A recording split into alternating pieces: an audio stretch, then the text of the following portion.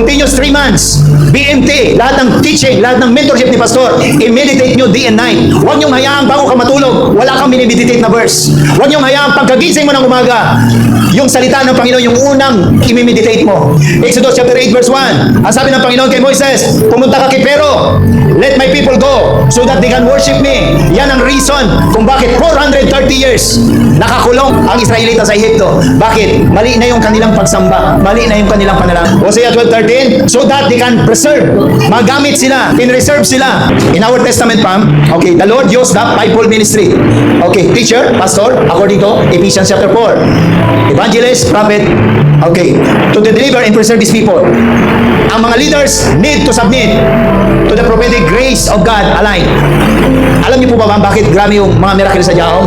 Because there is a special grace. Si Holy Spirit nandiyan naman sa mga sambahan.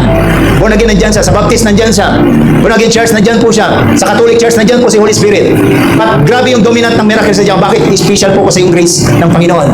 Amen. That's why importante yung understand natin. Sa season natin ngayon, anong sinasabi ng Panginoon? For the kingdom of God is at hand. Matthew chapter 10 verse 7 to 8, heal the sick, cleanse the leper, raise the dead. Inuutosan tayo ng Panginoon na huwag maging stagnant. Hallelujah. James 1:22, hindi ka lang hearers, but you are doers. Kaya the moment si Pastor nakakalaras ng limitation, unang sinasabi ko, Lord, meron po ba ako nagawang mali? I will be a good steward on this. So you need to ask yourself and humble ourselves before the Lord. And if we humble ourselves to the Lord, I tell you, maunawa mo yung grace ng Panginoon. Amen, amen. 1 Corinthians 4:20, for the kingdom of God is not about of word, but of power.